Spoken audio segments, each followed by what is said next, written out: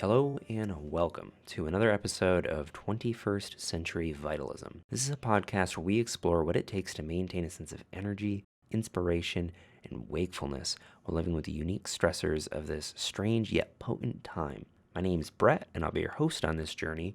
And for today's episode, we have Susan Harper joining us on the show to talk about her work with a practice called Continuum.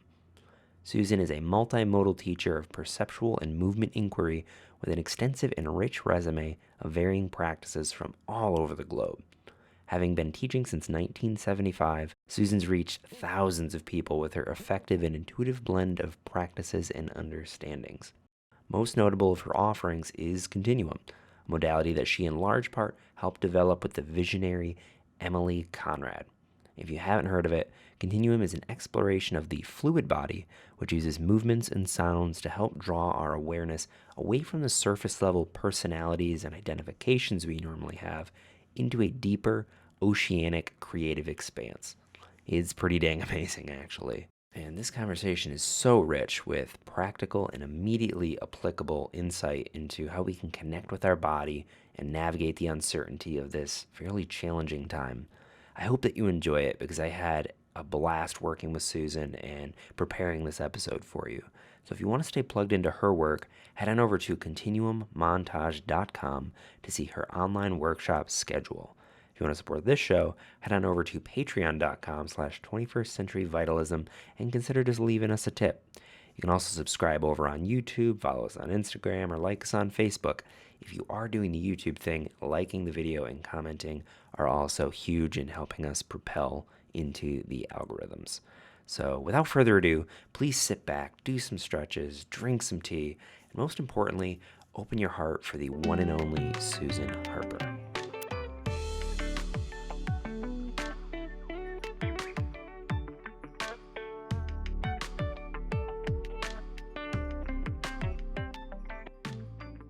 We are now live. Susan, hello and welcome to the show. I just want to start by saying thank you so much for being here. It's an honor to have you on.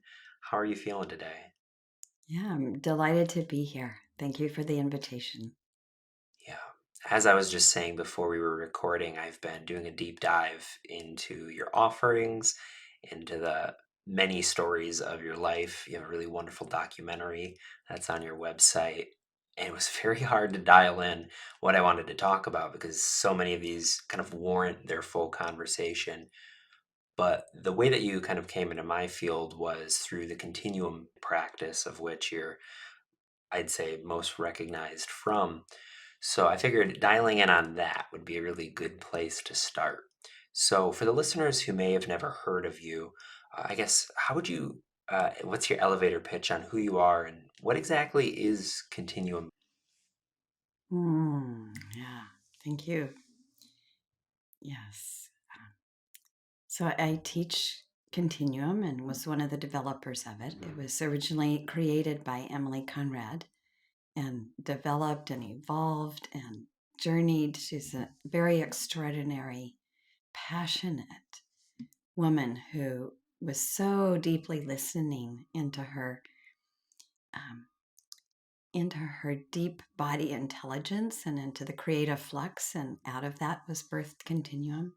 I met her in 1975 and studied with her and eventually became a partner teaching. And then eventually we also separated out so that I could explore all the many other things that I also became interested in. And so, my favorite thing really to teach, I teach it always somehow, one way or another, is about perceptual inquiry and within Continuum as well. And that is that the sense that the way in which we perceive creates our version of reality. And so, it's the most creative thing we can do is to attend the actual ways that I'm seeing, listening, touching, smelling, tasting this world, to be in the reciprocity of engagement. And Continuum is a beautiful creative inquiry into movement, into creativity itself, but also through movement. through sounding, through breathing practices. And rather than teach like a whole set of prescriptions and protocols and set ways to do things, we go inside, we invite people inside, playing with the fluid system, which means you're playing with curling and arcing and waving and pulsing and finding all the ways that water moves to find that inside your stream, your body's capacity. And it's quite different than having a mechanical model. So if I'm doing an exercise to a count, it's like that's part of the modern fitness or industrial revolution world, whereas the older form is to come into the fluidity, the way of water, the wholeness of water. And that gives us just a whole other sense of what it is to be alive, to be in a body. I'm not so much in the body image, I'm more in the natural body. Yeah. Yeah, that's beautiful.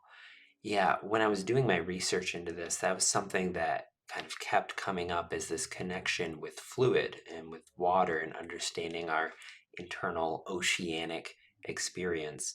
Could you maybe explain just a little bit more about that relationship to what it means to be a human and having this relationship to the internal fluid system? I think it's like a very new thing for a lot of people.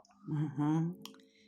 Yes, it is. Most folks, I would say, are tending the body image, cultural image of a body. And so we grow up with like looking at magazines and mirrors and getting reflections from all different kinds of people about what is a body. And what a body is full of so many processes. So many processes. Is that fully, the body is full of movement. You don't even have to move. Body is already, every cellular dance inside is in a movement, in an exchange, in a play. All the organs are moving. They have their own motility, their way of digesting, metabolizing. We have a whole breathing system. So movement is what is. And then what is it like for me to have a way to start to experience that, to come out of my body image and come down in to a more elemental perception? And we use the fluid in particular, but really all the elements. Our bodies are a co-rising of all the elements. And this is, of course, in Buddhist philosophy and many different places. This is seen and understood, this co-arising. So when I come into the way of the water, I come into the fluid capacity. And in one sense, in our bodies, we have the cerebral spinal fluid, we have blood, lymph, tears, sweat. We have so many different kinds of fluids in us. But the approach we're taking is, what if we play with the movement of water itself? And the movement of water is a state changer as well. So water moves and streams and undulates, but it also evaporates.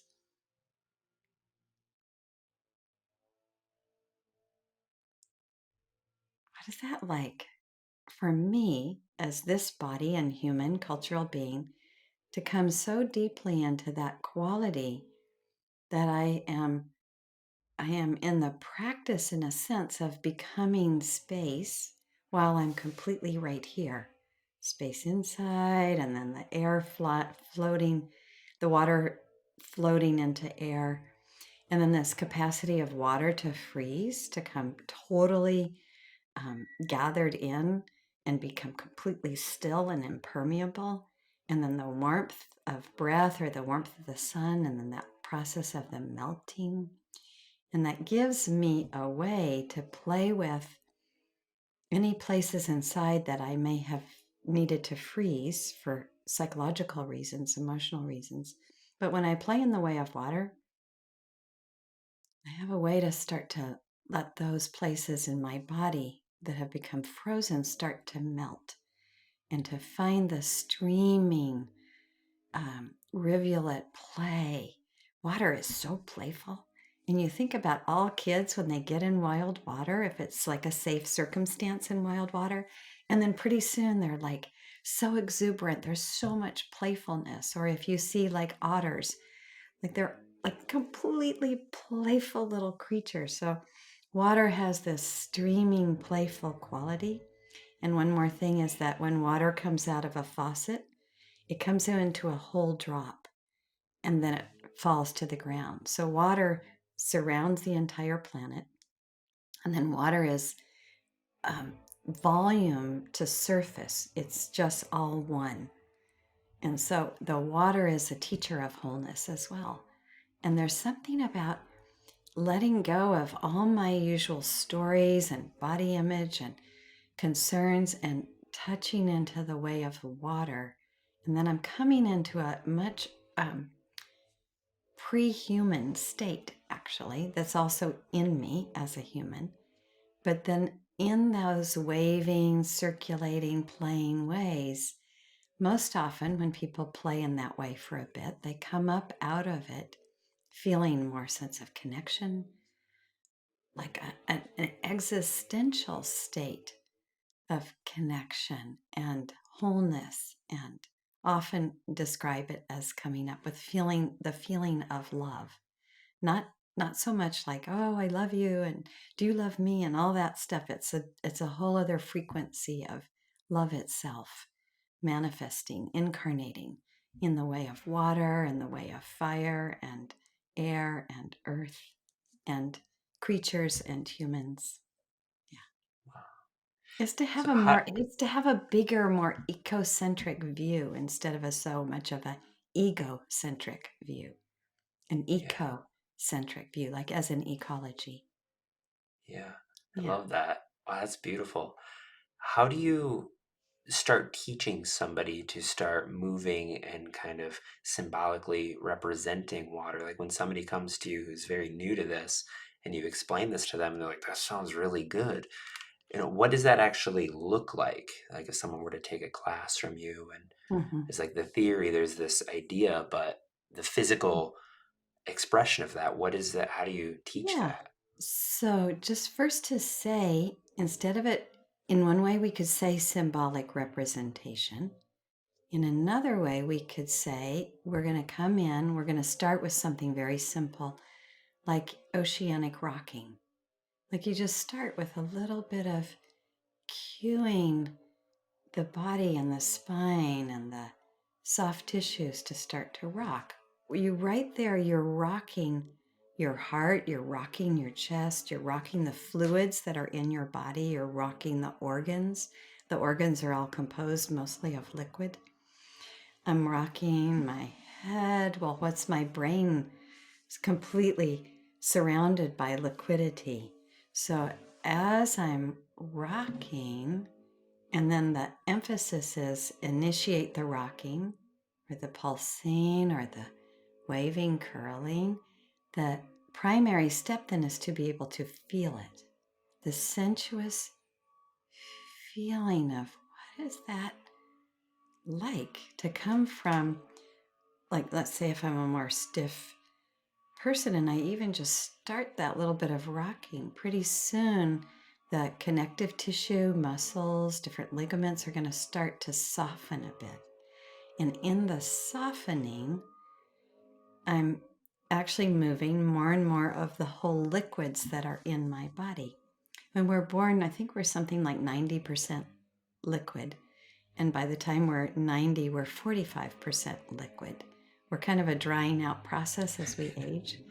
So, what we want to play with is how do we keep all the connective tissue as much slide, glide, play as possible. So, when we move in all these little small rocking, pulsing, curling kind of ways, instead of ching, ching, ching, ching, ching, I'm just playing like, oh, I play in that, then I am literally moving all the tissues in a way that reminds the connective tissue where it's gotten thick and sticky. It reminds it like, oh no, there's flow.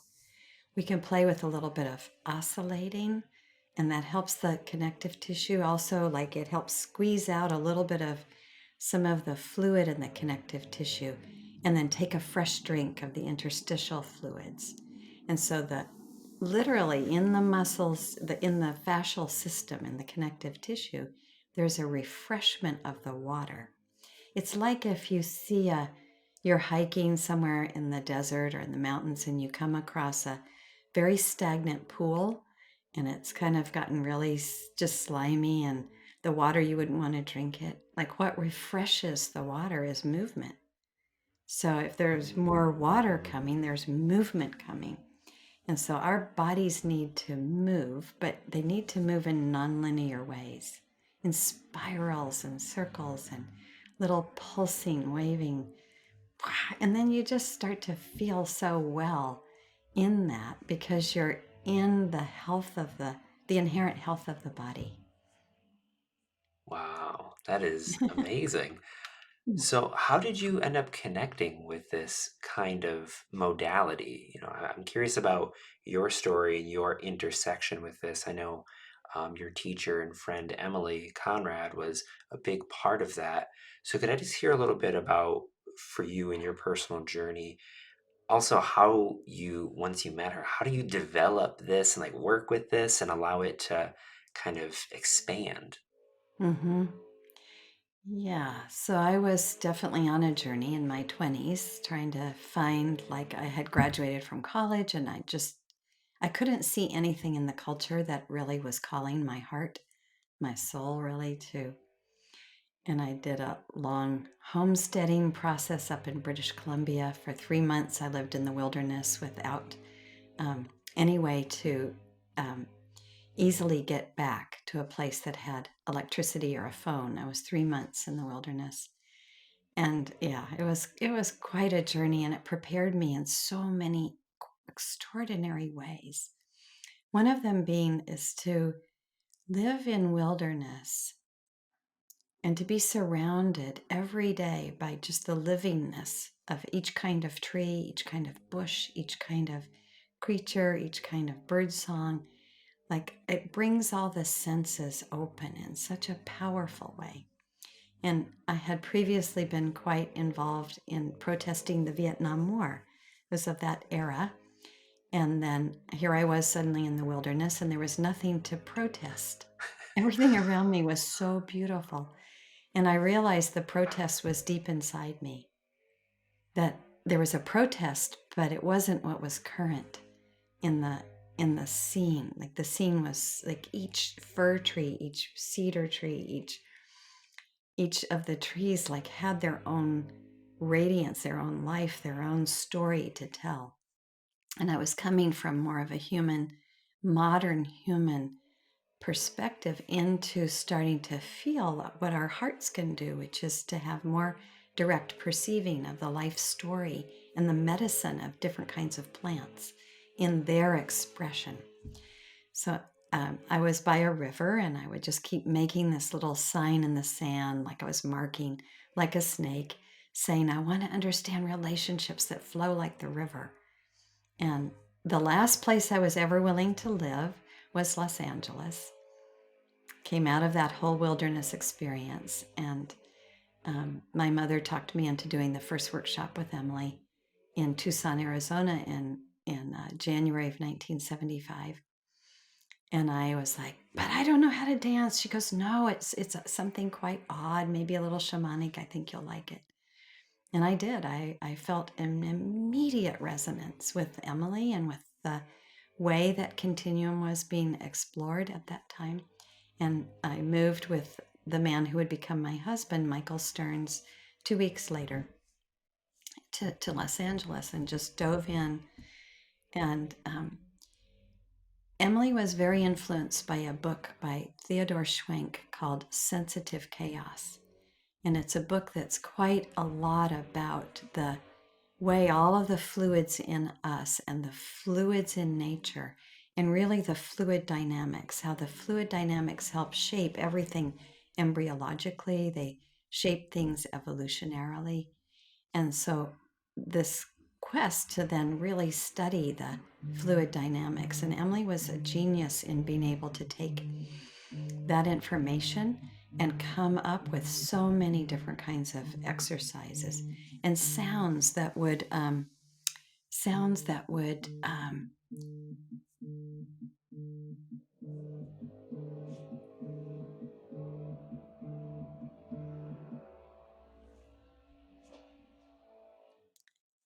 Emily was a genius in being able to come up with ways of moving and also sounding that would help more deeply vibrate into the body, into tissues, into specific places. And so in those days, I was just like really had so much appetite for wave motion and movement and play. And I was also very good at being able to help others learn about the work. So pretty quickly, within that first year, I was starting to teach, and then eventually teaching some of the classes, and then starting to travel, take Continuum into any place that anybody asked for it. And then in 1992, starting to take it to Europe, and in 95 to Japan, and just start to bring the reach of it out. And I didn't know when I first started to travel into other countries, was it going to be an LA woo-woo kind of a thing, or would it be relevant to all people? And so far, of course, it's not relevant to everybody. There's some people who can't get into it for whatever reason. And everybody has different paths, that's fine. But it turned out to be quite relevant for many people in many different cultures, and that was really beautiful. So what Emily did was she was able to like go in and really listen and start to explore. And then there were times where there's like just from the deep creative flux, the creativity of life itself, of that creative flux that gives rise to planets and stars and all the evolution that has occurred. And so it's like she would be listening, and all of a sudden in her exploring, there would be like a way of exploring. And then she would teach that and find out how did that really work with all different kinds of people and refine that. And so what she would come up with, let's say, might be one of the sounds. Maybe it's just a simple like gong kind of a sound. And then she's exploring like, whoa, when I really go into feeling that sound, where does it go and how does it land, and different people as they play with it. And so I became curious about that process of diving into the creative flux. How do we go down or up or in? This doesn't really have a direction, but make ourselves really hollow enough, open enough, not so consumed or self-involved, but so spacious that the creative flux can pour through one. And in it, when on a day of grace, then there's all of a sudden like there's a new exploration, and then it's like it's so exciting. And so then that process of sharing it, sometimes it comes from great need as well. Like I saw that Emily had been in quite a bit of anguish with a culture that was so trivialized and no initiatory rites. And she had lived in Haiti for a while, had been very influenced, but it was like she couldn't teach that. It was like there was something else birthing in her, but it had a huge influence that something like so deep can come through. And so there's a kind of, in the anguish, like she went in, and out of that became processes, creative ways to play and explore. And it was like that became an answer to the anguish, to create something that has so much vitality and dimensionality for people. And that I really resonated with. It was like, we are so multidimensional. And I somewhere knew it before I met Emily, but I didn't know how to fully access it. And then when I met her, it was like an explosion for me in the creative context of Continuum, to start to feel more depth of multidimensional experience capacity, to know the huge creativity of this universe, and to know it in a human life. Yeah. Yeah. Wow. So, as you became a teacher, a year in, and you're forming this relationship with Emily, and you're starting to share this practice with more people, was there anything that you found like a reoccurring blockage or obstacle that some of your students were experiencing that maybe some people who are going to get involved in this in the future might expect to maybe bump into? Was there something that you like, wow, this issue just keeps coming up? What is this? Was there anything like that for you? That's a good question. I think what is the kind of largest impediment is how strongly we are identified with a self-image or a body image. If that's rigid in any way, if we're like Continuum helps, and really all the perceptual practices, it helps to loosen the fixity of identity, to come to greater and greater sense of each one. Each one of us, I think, has a particular kind of unique gift deep in the heart. And sometimes that's called soul. I don't really know which all words truly to use. But many people have had early in life more belittling or bullying or diminishment or disrespect of their core expression, their core, like just life expression. And so when that happens, we have a lot of adaptation. We make a lot of personality in all different kinds of ways to be safe. And so the process really is to help loosen the adaptations and to let the deeper stream of creativity that's unique in each one come through. So it's really helping soften the either I can't, I don't believe that's possible for me, um, some kind of really strong defense structure that someone's quite identified with. And we needed all those things at a certain time. That's just how we survive. But we don't have to be stuck there. Yeah. And so I think the greater impediment really is how one, if one is more solidified around their self-description, then it's harder to start to play. And this is like a very deep form of play. Mm. Yeah. Mhm. Yeah. Yeah, that was something as I was watching videos, and the practice is very beautiful to watch. People who are in this place, and I've seen the groups of people on the ground and just their free flowing expression. And I thought of myself, like, what would I be like in that kind of situation? Because I've never really, I have like a dance practice, I do yoga. Um, I wouldn't argue that I'm very good at dancing, but I enjoy it very much and have allowed myself to really kind of get to the edge of my comfort. But as I see this, I have to admit I felt a little bit of not apprehension, but a sense of like, ooh, I don't know if that is for me because it's very sensual, and I wonder about the nature of maybe feeling like ashamed or maybe embarrassed or just really like the vulnerability that comes from allowing yourself to move in this way. So could you say anything to the nature of shame and embarrassment and um, just like what exactly is that in people? Is it what you were just describing, or is there anything else there? That's so beautiful. Thank you for just your Yeah, honesty and your own very accurate, self reflexive imagining. Um, yeah, the work in many ways is quite vulnerable in the sense that you are coming to more of an original state. Like we come into this world, if we've had a healthy enough birth, we are deeply sensuous, moving little beings, little babies, right?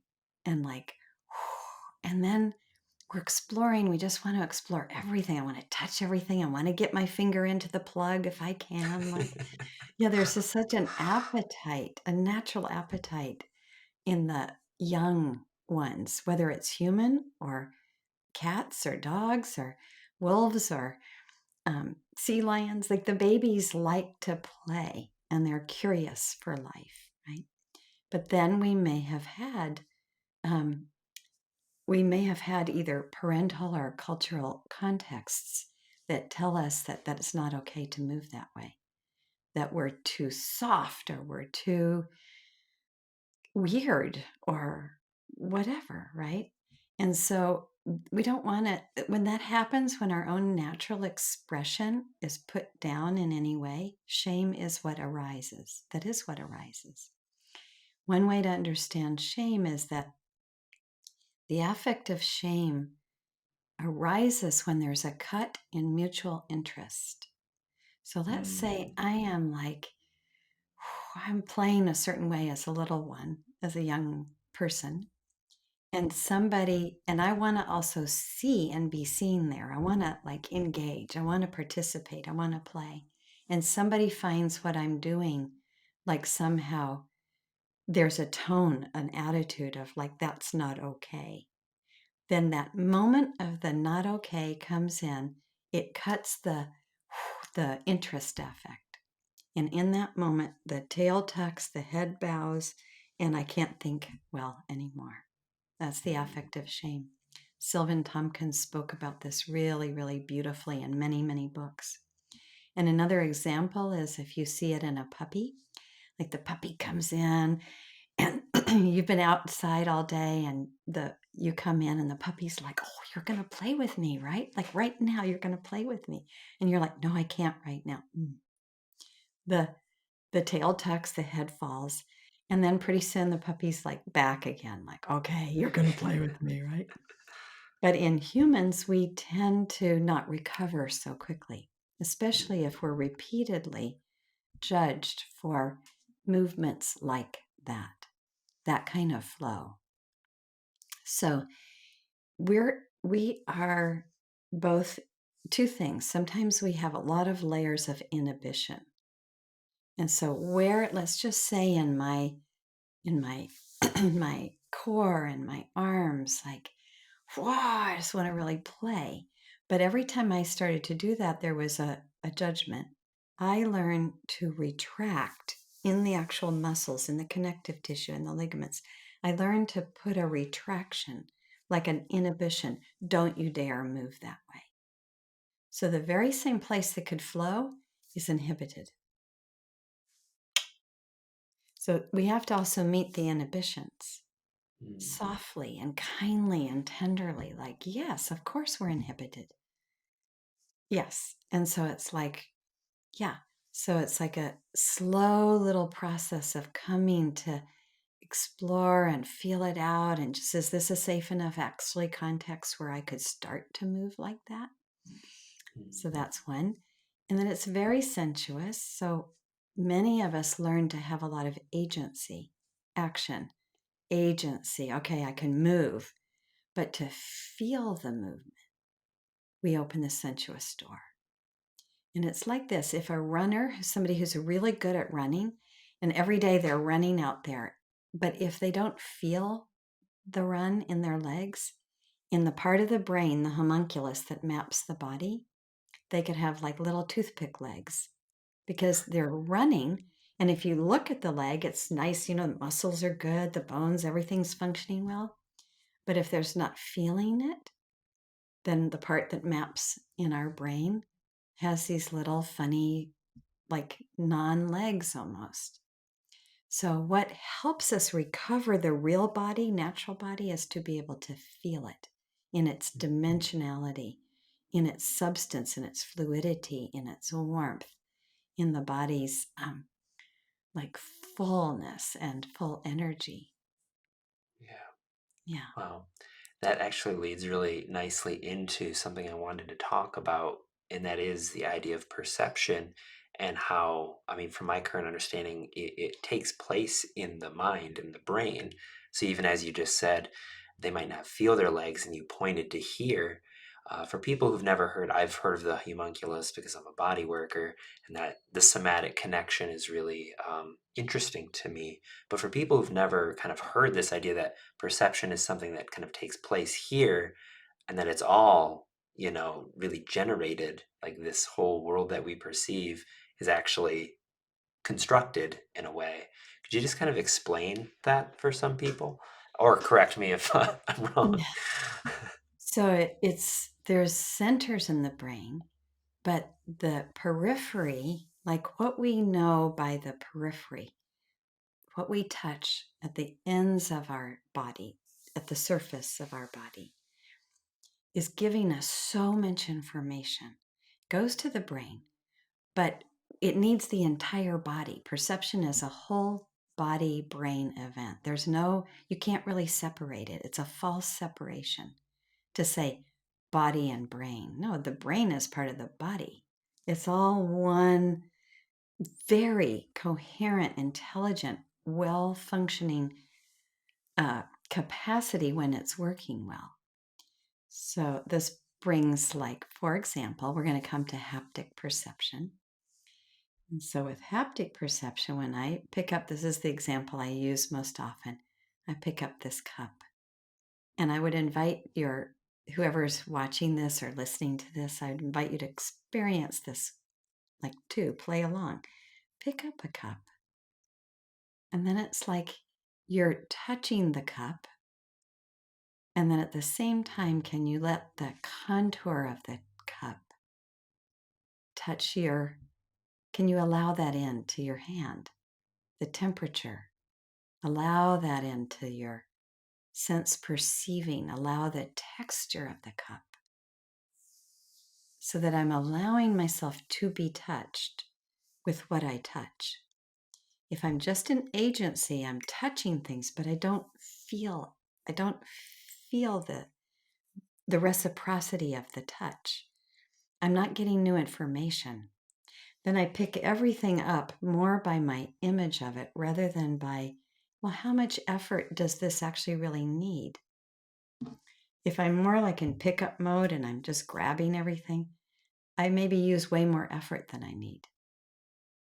It's like, oh, when I pick this up, the sensuousness, texture, contour, the textures of all this, it's like that informs me, and that builds in the part of our brain that makes sense of the raw data.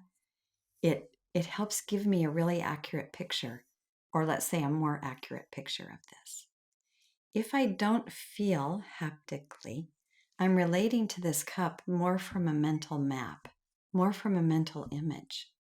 And so I'm relating to the world like a whole series of objects, and everything is kind of more outside. Whereas with haptic perception, what I touch, I'm also allowing to be touched as sensuous. And that informs, like, the perceiving, like, in a huge, huge way. So when you take that drink and the whole process of the swallowing of the water and the tasting of the water, then there I have a sensuous experience. So let's say if I'm really thirsty, I let the thirst develop. I let the sensations of the thirst, which is happening all through the gut body, those sensations of, like, how do I recognize, oh, I'm thirsty, is a feeling that's the shape of the tubes inside of me of changing shape, drying out. Water is inside of us is longing for itself, more of itself. Water wants water. So then I go, oh yeah, I have to orient and pick up the glass, and now I'm going to take a drink. And as I take that drink,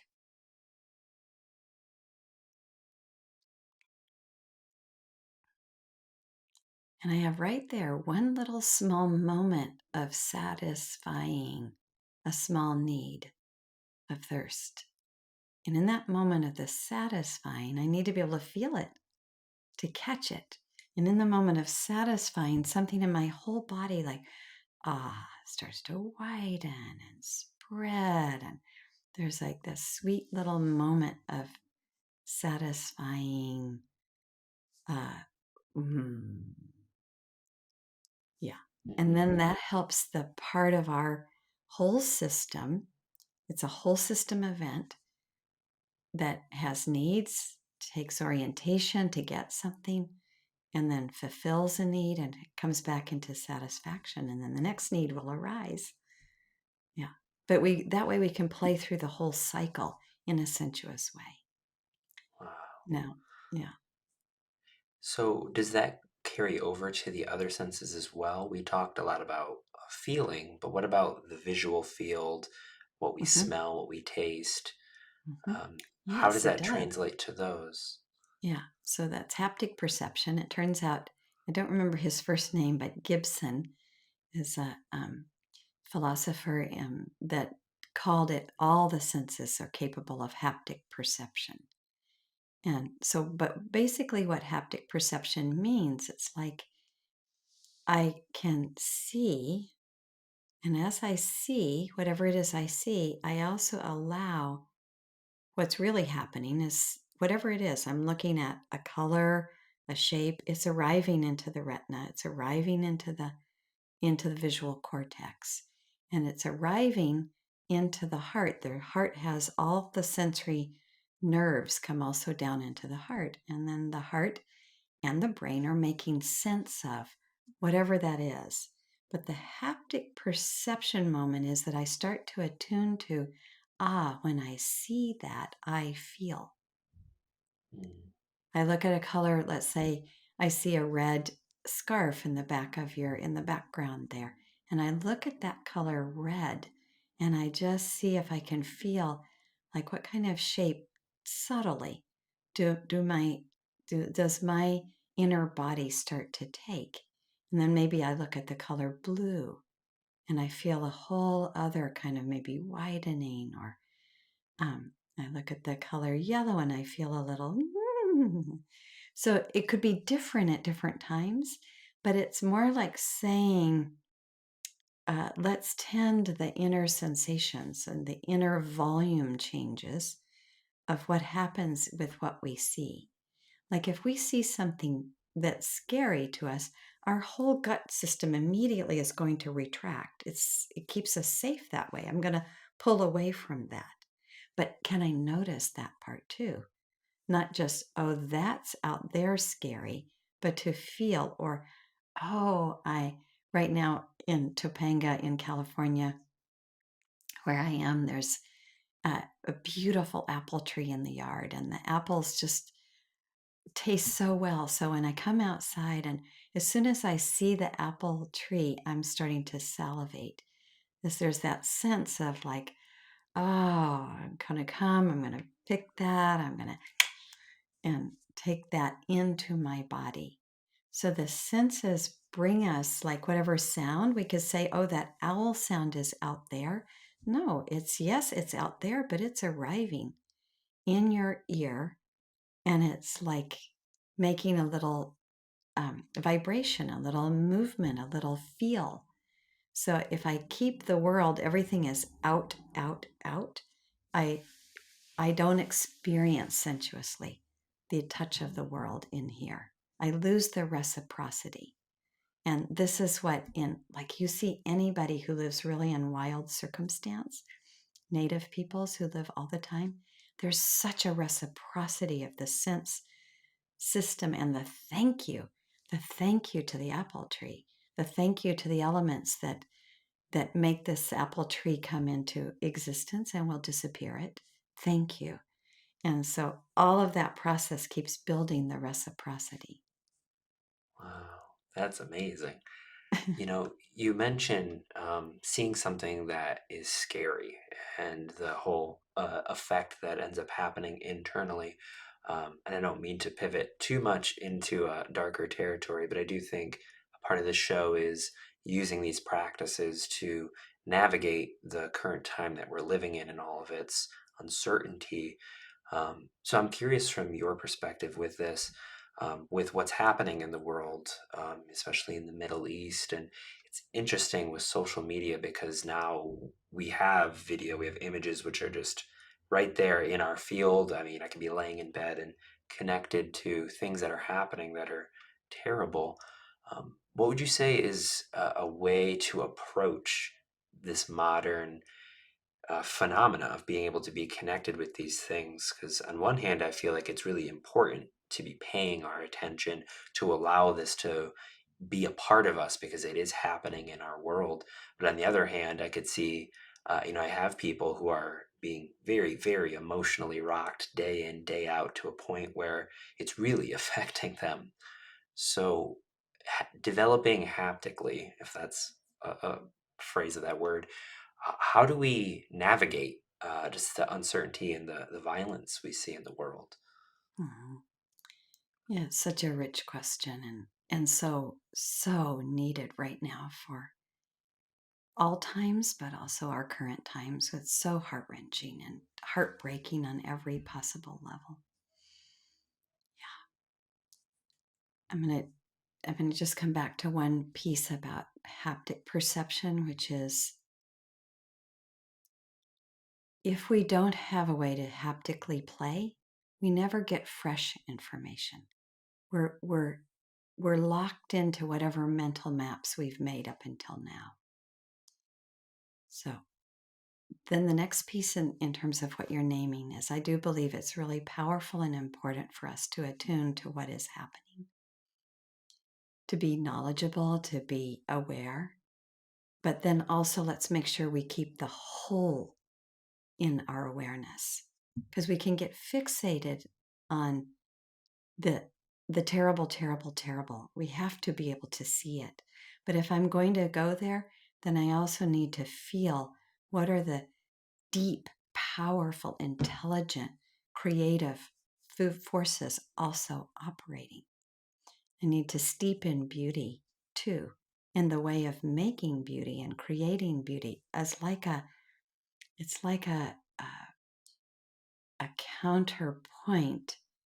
Like what is my life incarnating process? What am I attending? What am I creating? What am I bringing forth into this world? How can I bring more love, more acceptance, more connection, connectedness into this world? And so there's a place where I'm both haptically, like I take that in, I grieve, I may need to shout, I may need to express like the horror of it. And and and I need to also be able to feel the deep currents of creation and destruction and life and the stream of all of that. So it's like, what am I attuning to on a daily basis?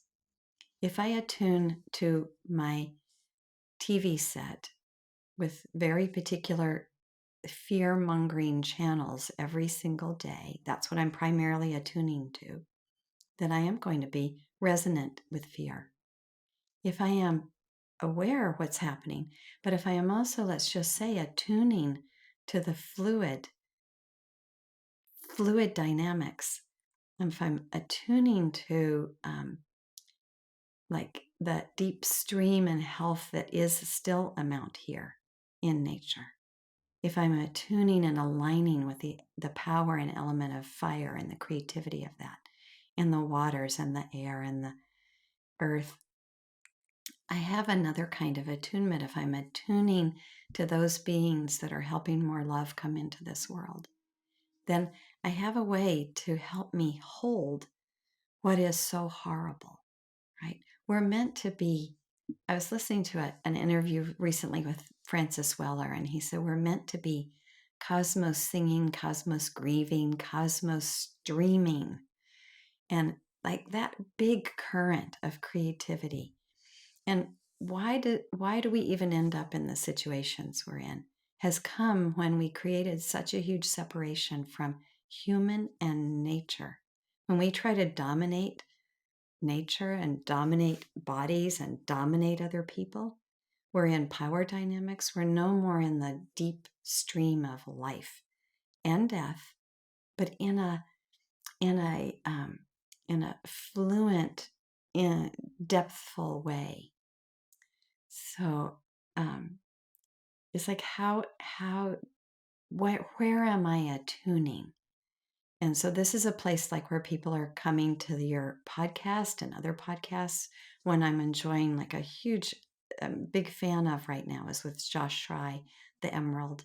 And he's also speaking to like so many ways to have a larger relationship with the animacy of this world and the animacy of the cosmos, the animacy of the big picture. And it's like, again, playing in continuum and all these things. How do we make ourselves available for awe too? Awe has what's awful and what's awesome, and the capacity to hold the whole dynamic range daily, daily, daily. I'm with what's utterly awful, and I'm also with whatever gives me even a tiny little moment of awe. In the research, they say one of the things that most often brings people awe is witnessing acts of courage or kindness from one person to another. You see somebody on the street in a moment of offering a random act of kindness, and it brings a wave to people. And so every time I have like tiniest little moment of awe, of like, oh, I look into the heart of a flower, I see, feel, then I can look again into the violence that's occurring. Why is violence occurring? We turned the world into other. We turned the world into objects that we can hurt without consequence, without even a sense of conscience about it. So what can each of us do? I'm just going to say one more thing, and this is from Frank Ostensky in his book, The Five Invitations. And he said, I always thought that love was going to save me. Somebody would come and their love was going to come in and save me. And he found that in his 20s, he was working with a girl who had a disability or was differently abled in a pool, and he helped her find a way to swim. And in it, his heart love started to pour forth. And he began to feel that flow forth into the world, that it began to heal some very deep wounds in him. And I feel so concurrently like if you take the metaphor of a hose, garden hose, and it's just lying fallow and empty, the other waters, like that, say the muddy waters, can come into it. But if there's a nice flow of water, let's call it a flow of love coming right on through the hose, then I can't take in as much of, let's say, what's not necessarily nourishing for me to take in. Part of hapticity is that we can see what's nourishing. It helps us know what to avoid, what to pull back from, or what to lean into. It's like the natural biological state where I go towards nourishment, I go away from something that might do harm. I want to bear witness, I want to take it in, but I want to take it in while I'm also taking in the depth of the equanimity of the earth to help me hold the horrible ways that people are behaving. Why? Because they lost their first sense of belonging, their deep interconnectedness that was gone. Mm-hmm. Yeah, so just to say, why does anyone commit terrible, irrational acts of violence? Is they've lost their own original sense of interconnection, belonging, like they've lost the larger ultimate connection. And so sometimes it's like people think, like I was raised in a religion that thought you have to leave the body to get connected. And it's like, no, this body is already connected. That's what's true. The body is already connected. The earth of me is connected to the earth, the minerals, and the water of me is already connected to all the waters of the planet. And the air in me is already connected to all of the air. And the fire in my heart, in my belly, in my mind, in my genitals, that fire is connected to the fire of the sun and the fire of stars and the fire of the original, like, light realm. Wow, it's all already interconnected. What's not connected is a personality adaptation that I had to form early on that create a cut that made a me and the other.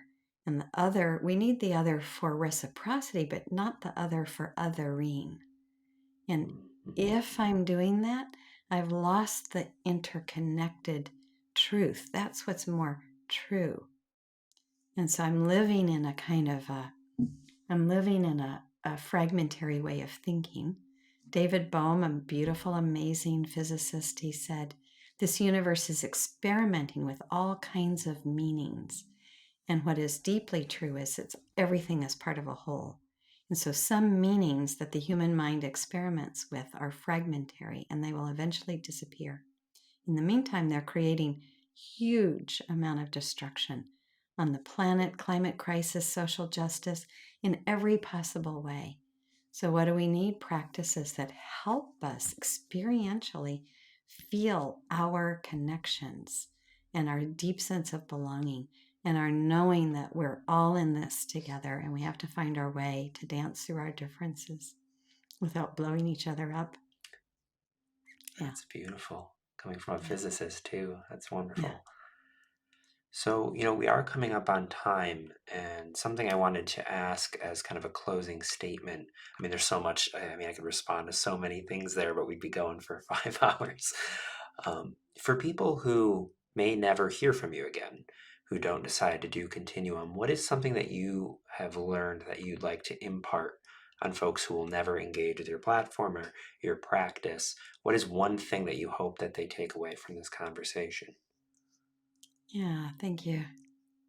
Yeah, is to trust your deep heart, to know the primal deep goodness of your heart, and that however many layers of protection there may be, that deep in your heart is a force of incarnating, coming into life, and that you have a gift, and there's a gift in there that needs context that helps that gift to grow.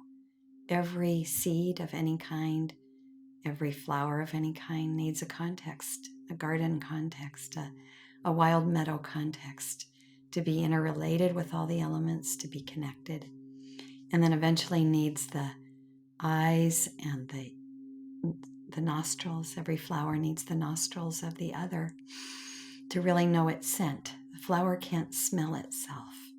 So the whole world is arranged. Nature is arranged that we offer a gift. The flower offers its scent, and creatures come to receive it. And that's the reciprocity, where the butterflies come to pollinate, and there's the reciprocity. So each flower that comes into existence helps give rise to other species, other expressions, and we need the reciprocity.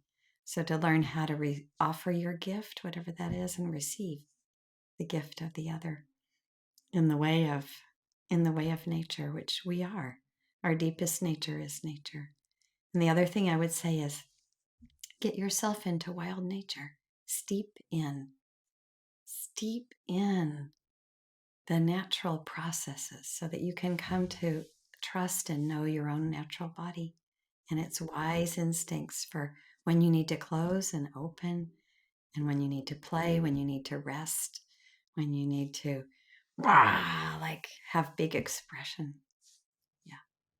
Wow, that is probably the best closing statement I've ever gotten on the show.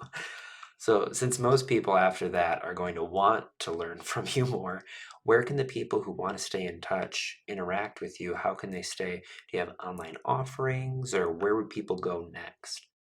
Yeah, thank you for that opportunity. So my website is called continuummontage.com, and there's all kinds of online offerings, some in-person offerings. I'm just getting ready to get the 2024 schedule out. I will be teaching some in California, North Carolina, and Germany probably, and in Japan. So a few international offerings, as well as online. Online is so easy to be in the comfort of your home. It's a beautiful place if you feel at all inhibited, because you're in your own home. You can just take it in little micro steps or bigger steps as you like. And on my website, there are also many more video recordings, a documentary, audio interviews, different ways to take inspiration if this is inspiring to you to take that in. Wonderful. And I definitely advocate listeners to watch that documentary because I thought it was incredible. I mean, there was just so many, hearing about your life growing up in Africa and just everything that you've moved through and all the practices. It's really, there's a lot there that you can chew on. So, Yeah, and a thank you to Elaine Calandrea, who it was her impulse to make this documentary. She really surprised me with it, and just a thank you for that, and thank you for your feedback on that. Appreciate it, and just being able to be in this conversation. yeah, well, the Yeah, pleasure is all mine. Hopefully, we have you on again. So that's it for today. Thank you so much, Susan. Truly, it's been a treat and an honor. Yeah, we'll catch you next time. All right, everybody, that was the episode. Thank you again for listening all the way through until the end. I really do make this show for you. Yes, you listening right now. That was Susan Harper. If you want to stay plugged in with her work, head on over to continuummontage.com. That link will be down below. And consider one of her workshops. I mean, you've heard it here. She's pretty dang incredible. So if you want to help support this show moving forward, you can consider just leaving us a tip on patreon.com/21st Century Vitalism.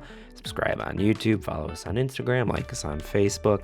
Any and all interaction is seen and appreciated and will come back to you tenfold. So I hope that this finds you really well. I look forward to connecting with you in the future. Take care, y'all.